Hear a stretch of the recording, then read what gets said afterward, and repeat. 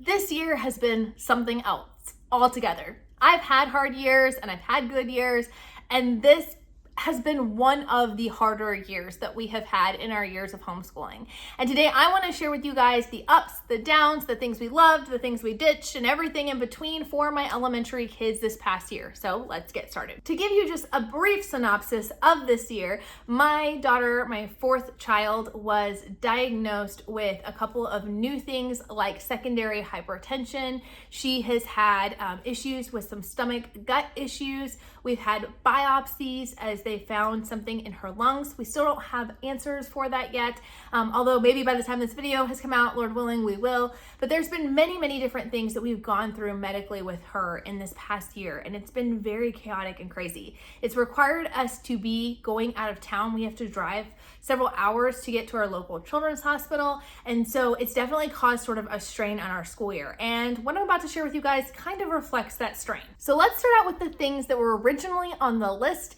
that we did actually get to finish completely.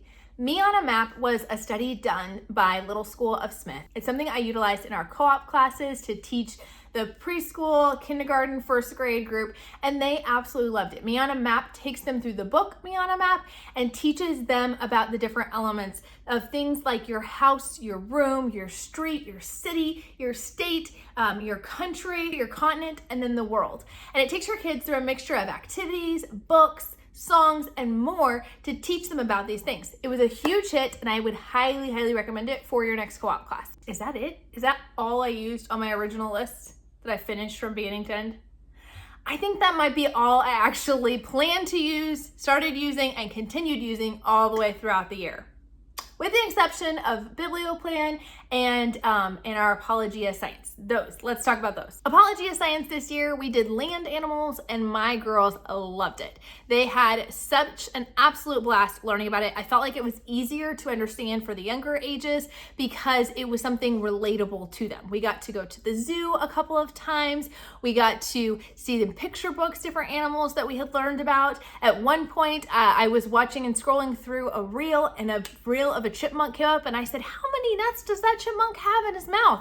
My daughter's like, "Mom, don't you remember learning about the pouches that they have in their mouth where they can store all of that food?" So it was just fun to see them interact and learning the material, and they definitely loved learning about all the animals. For Biblioplan, they joined us this year in studying modern times. My oldest elementary school kiddo, who is in 5th grade, did enjoy it a lot more than my kindergarten and first grader, but my kindergarten and first grader did pick up quite a bit as well, and they really enjoyed learning. We love to do the hands-on activities in the book, and throughout that they got to do a lot of fun things. We made a lantern when we were learning about the Underground Railroad. We made flags when we were learning about the Civil War. We learned about Monopoly, so they got to play Monopoly, and it was just a very fun interactive way. Had I not used those play elements in the activity book, I don't know if they would have gotten as much out of it. So if you have younger kids, I do highly recommend getting that activity book. Okay, so what about all the things we planned to use and didn't use?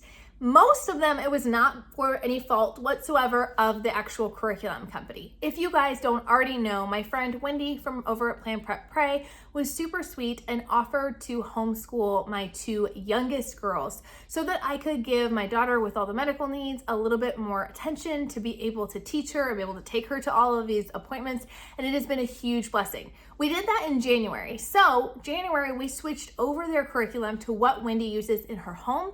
And so because of that, we set some of the things aside. Some of those include PAL, Primary Arts of Language. This is a curriculum that I do really truly love. And if you want to learn more about it, check it out down in the description.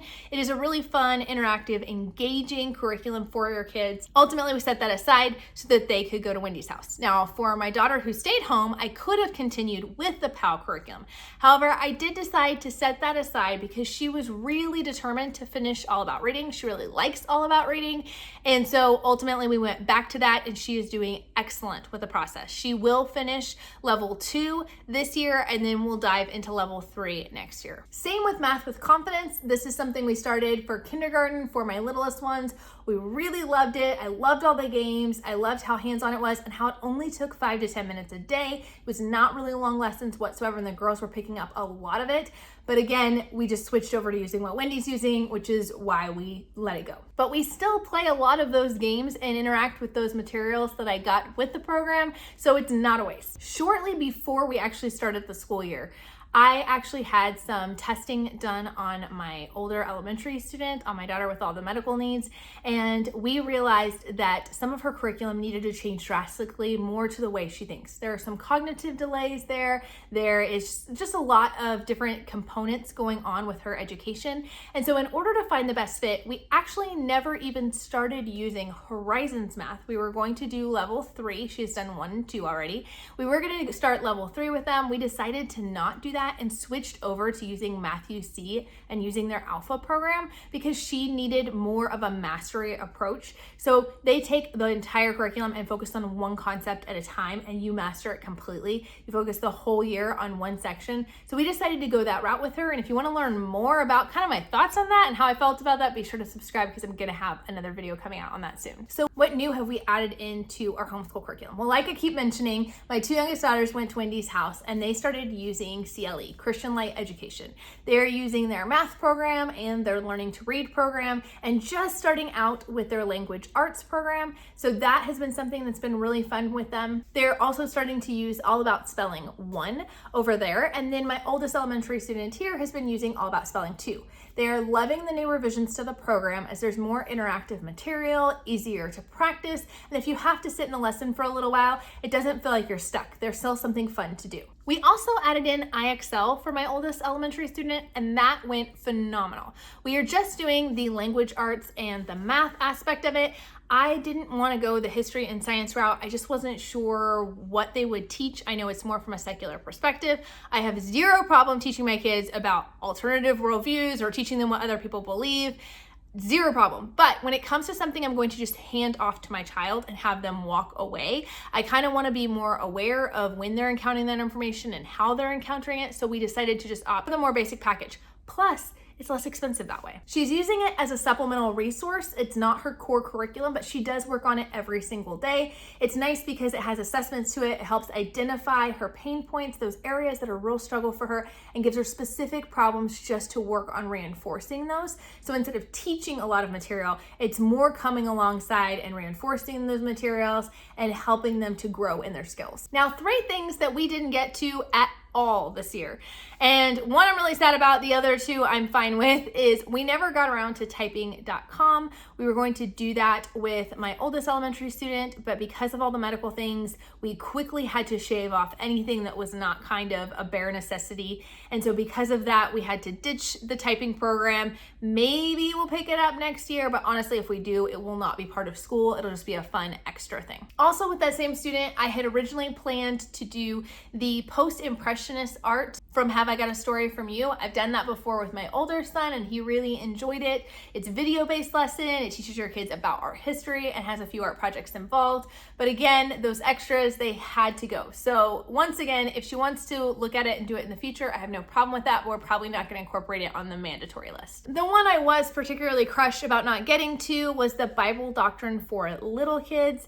I had really hoped to do that. I think it was actually kind of a blessing in disguise that we didn't end up having time for it, because as I looked at it more, while it says there's the Bible doctrine for little kids and the Bible doctrine for older kids, I would say it's actually more the Bible doctrine for older elementary, young middle school, and then the Bible doctrine for older upper middle school, lower high school. The material is a little bit harder to dig into, so I'm glad we kind of held off, but I'm also sad we didn't get it. But I do hope to kind of revisit that next year. Overall, there was some ups and downs all throughout the year, and it was hard as I ultimately had to let go of a lot of things that I had originally planned. But God has worked mightily in our homeschool, and it has really been neat to see my girls grow and to thrive and to try things that we never would have tried before. If you want to see how my middle schooler's year went, check out this video here.